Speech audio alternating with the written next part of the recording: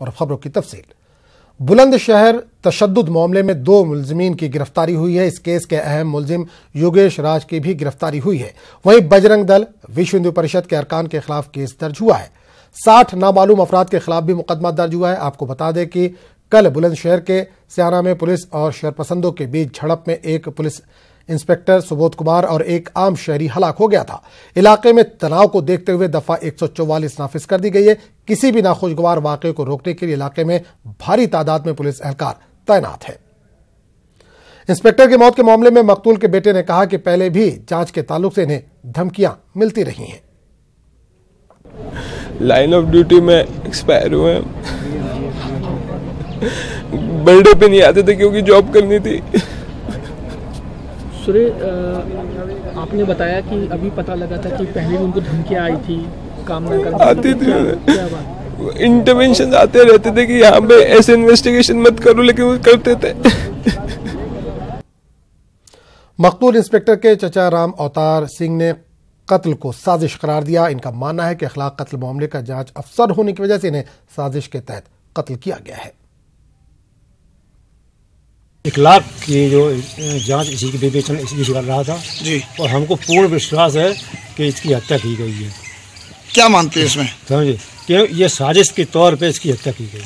तो क्या साजिश के तहत साजिश के साथ बुला करके ना, ये वहाँ से जांच में निकले, उससे पहले ये इसको बुलाया गया था वहाँ जी, और ये जांच के बाद जब आए तब ये वहाँ पर ये इखलाक का बयान पहले भी आया था, तो उसने कहा था कि ये ऐसो भाई है जिसने इखलाक की जो जांच कर रहा है जी। ये भी वहाँ एक किसी व्यक्ति ने कहा है जी। अब ये पता नहीं वो व्यक्ति कौन था। क्या लगता है आपको? अखलाक कांड की हाँ, गोली मार दी। कितनी गोलियां मारी हैं? एक गोली लगी है। क्या लगता है आपको? अखलाक कांड की वजह से ही इनकी हत्या की गई? इखलाक कांड की वजह। मकतूल इंस्पेक्टर सुबोध की बहन का क्या कुछ कहना है, आइए आपको सुनाते हैं। मैंने अपना भाई खोया है। मुख्यमंत्री जी वहाँ गौ रक्षा क्या करे, वो खुद नहीं रक्षा कर पा रहे हैं, हम लोग क्या करें? शर्म आनी चाहिए उनको। एक बार हमारी फैमिली से मिलने की कोशिश नहीं की। बड़े जांबाज अधिकारियों में जी। और आज गौ एक जानवर, गौ हमारी माता है, मानते हैं, लेकिन उस माता के लिए मेरे भाई ने अपनी जान दी है। मुख्यमंत्री जी गौ गौ गौ हिलाते फिरते हैं, खुद आगे गौ रक्षा क्यों नहीं करते? शर्म की बात है। अफसोस है मुझे इस बात का। आपके भाई ने वीरता का काम किया है, वीरता का काम किया, लेकिन हमारी फैमिली क्या करे इसका कोई अंदाजा देंगे आके? वो क्या मांग करते हैं? मैं सबसे पहले अपने भाई का शहीद स्मारक बनवाना चाहते हैं गाँव में। मेरे भाई को शहीद घोषित किया जाए, और सबसे पहली बात। और क्या क्या मांगे हैं? शहीद स्मारक घोषित किया जाए। उसके बाद जो नौकरी और जो तो प्रतिक्रिया होनी है उसको हम क्या मांगे? 50 लाख रुपए से क्या होता है? शहीद का दर्जा चाहती हैं जी, शहीद का दर्जा और शहीद स्मारक हमेशा के लिए गांव में नहीं बना। हाँ, गांव में। मेरे भाई को दुनिया सलाम करे। एसके सिंह कोई मामूली हस्ती नहीं था। बात सही है। उससे पहले उसके फादर ने जान गंवाई, वो भी पुलिस में। हाँ, फादर की जगह लगे हुए थे। ये भी पुलिस में। कैसे उनकी मौत हुई थी? उनकी भी मौत इसी तरीके से हुई थी, झांसी से। इनकाउंटर नहीं हुआ था, झांसी में उनको गोली लगी थी। उसके बाद हम लोगों ने आगरा में इलाज कराया, वहाँ खत्म हो गए। गोली क्या, कौन थे मारने वाले? गोली भाई को के मामा को, पिताजी को, उनके पिताजी को। झांसी में भी ऐसे ही उधम हुआ था, उस समय गोली लगी थी उनके। तेलंगाना के कांग्रेस पार्टी के वर्किंग सदर रेवंत रेड्डी को कोडंकल में गिरफ्तार किया गया है। जराये के मुताबिक रेवंत रेड्डी को शमशाबाद पुलिस स्टेशन मुंतकिल किया गया है। आधी रात के बाद 100 से ज्यादा पुलिस ओहदेदार रेवंत रेड्डी के मकान में दाखिल हो गए।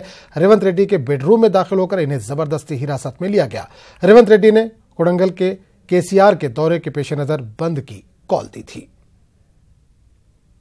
నిన్న రాత్రి 3 గంటల సమయంలో తలుపులు బద్దలు కొట్టి నేనున్నాను రూమ్లో, సార్ ఉన్నారు, మా పాప ఉంది, మేము ముగ్గురం రూమ్లో ఉన్నప్పుడు తలుపులు దబదబా బాది 5 నిమిషాల వ్యవధిలో 50 మంది పోలీసులు తలుపులు విరగొట్టి ఒక టెర్రరిస్ట్ని ఇచ్చుకెళ్ళినట్టు బరబరా ఇడ్చుకొని